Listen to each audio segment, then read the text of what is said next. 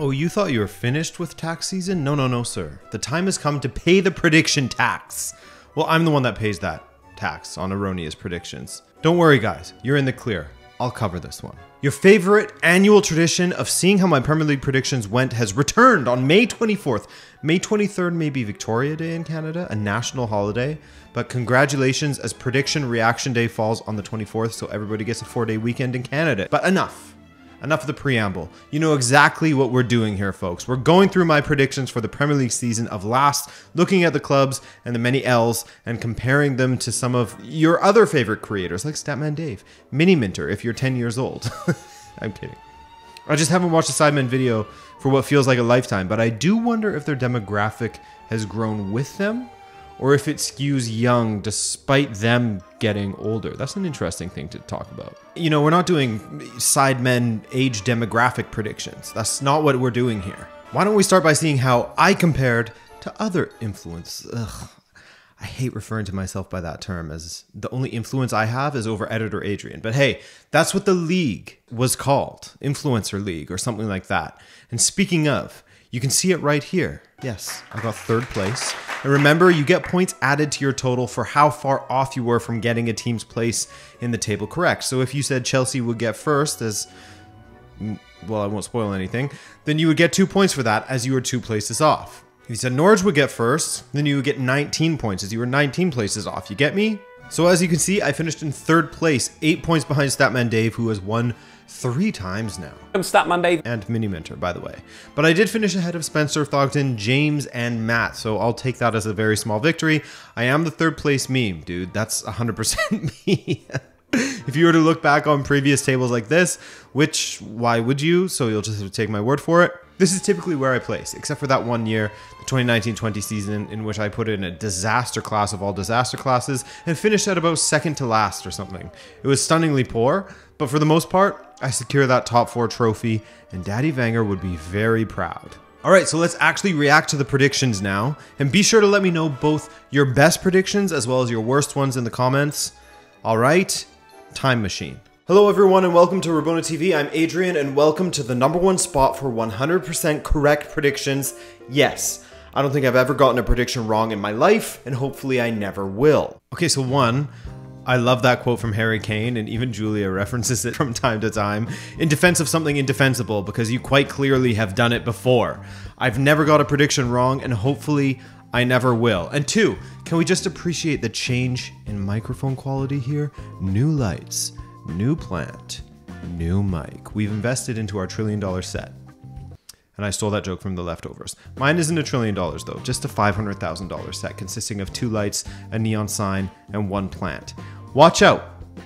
Anyway, how about an L to enjoy amongst friends? They've had mixed results the last few seasons, 15th, 11th, 16th, 17th, and I fear that this season, and I hope I'm wrong, but I fear that this season they'll go down in 18th, only to bounce right back up again the season after. No bounce back ability. Man, Ollie would be proud of me for saying bounce back, wouldn't he? But you can't bounce back if you don't go down. It was a rough season though, as they finished in 15th, just 5 points from safety. Speaking of rough seasons, how about Burnley?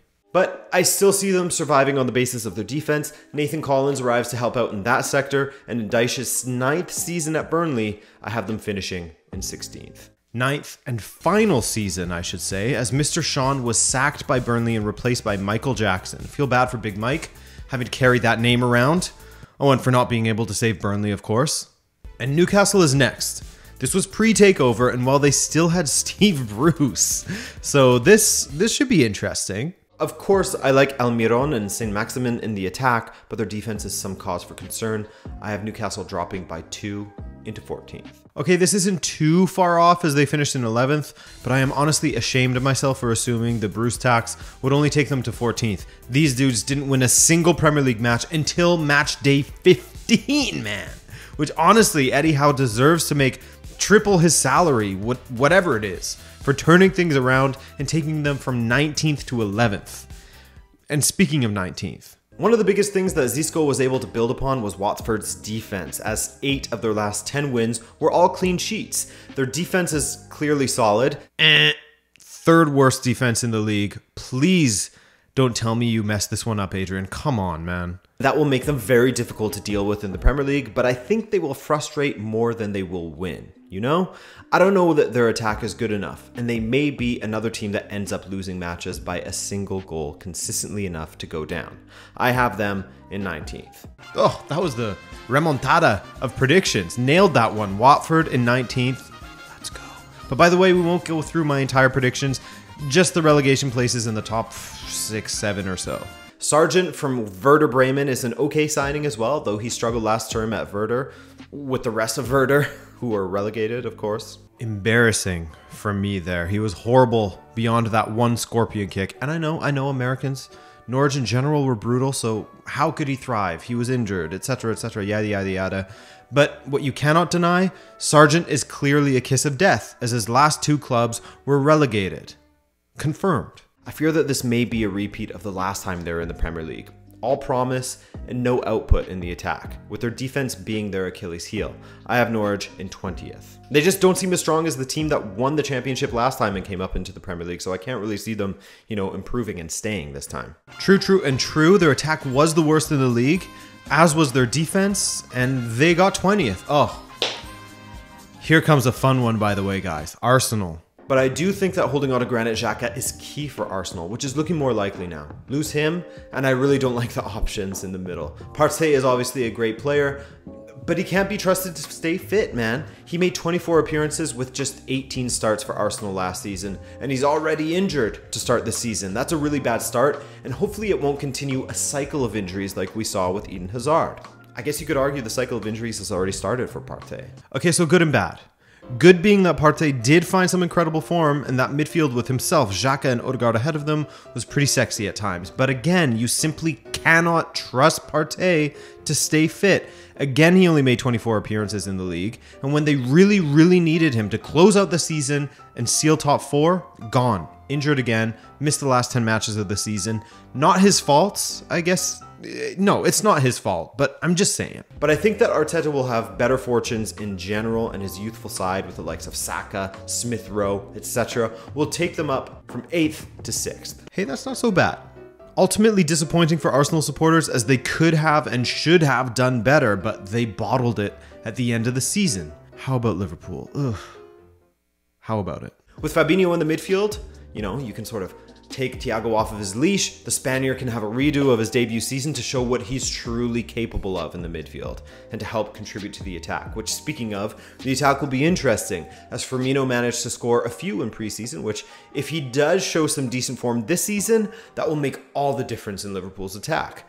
Jota is back and healthy, Mane has a point to prove, and Salah, he's always dangerous. However, I think Liverpool will only manage 3rd. So, I guess technically I'm only off by 1 place, but if I am being honest with myself, I did not expect Liverpool to be this good this season and really push Man City all the way to the end like that. I mean, their run from January 2nd to May 22nd was quite ridiculous. They didn't lose once in that stretch, drawing 3 times and winning the rest, closing City's massive lead down to just a single point, not losing to anybody in the top 6 all season. They can be proud of their season, though I'm sure they will just be frustrated that a performance like that still only got them 2nd, and speaks to how good City are as well. And let's talk about Spurs now. Great segue. With a new manager and Nuno Espirito Santo, it will be a true transition for Spurs this season. I mean, assuming Kane does leave, it will be a huge transition. And I think it will be tough for them. And I think they'll slide down to 7th in the table. Well, they actually had 2 new managers this season, didn't they?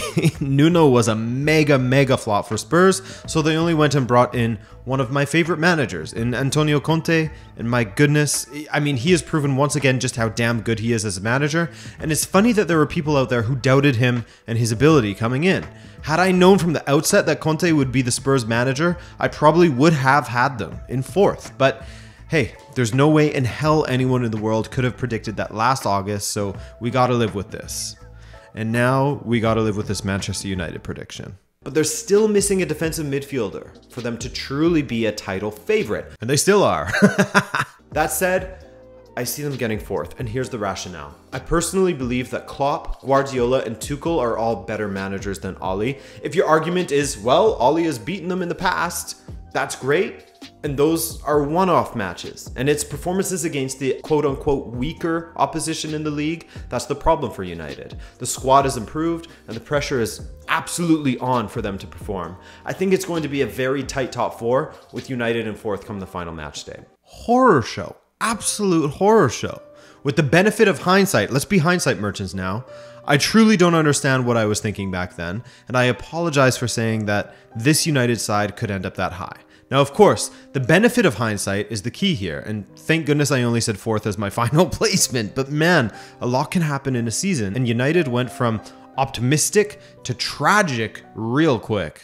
And guys, I have Chelsea as the Premier League winners this season. Under Tuchel, they won the Champions League in tidy fashion and fixed their defensive deficiencies. And that is the exact reason as to why I'm going with Chelsea, that solidity in defense. So a lot of people had Chelsea winning it this season, and they absolutely failed to deliver. With the addition of Lukaku, who seemed like he would be that missing piece to their misfiring attack, and he started really well for Chelsea, but my God, did he ever mess things up with that Inter interview.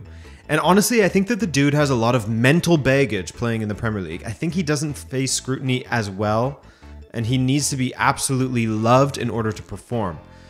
I mean, some people are just like that. It's all good.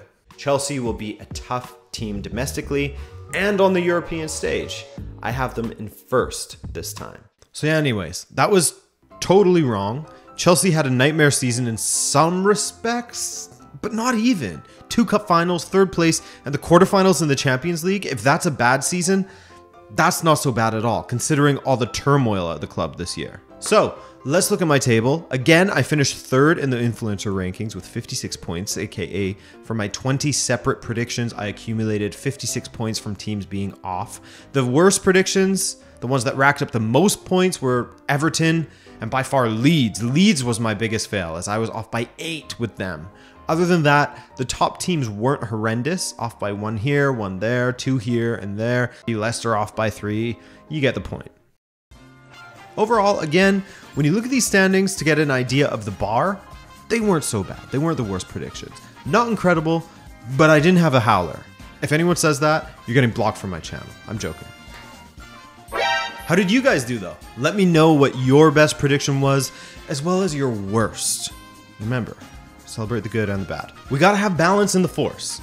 Other than that, thanks for coming through. I appreciate you guys watching my channel, as always. It was another fun season, and the content doesn't stop. Oh no, we still have 2 more videos before the UCL final, as well as content all summer long to keep you in the loop. I'm Adrian, this is Rabona TV, and I'll catch you in the next video. Take care.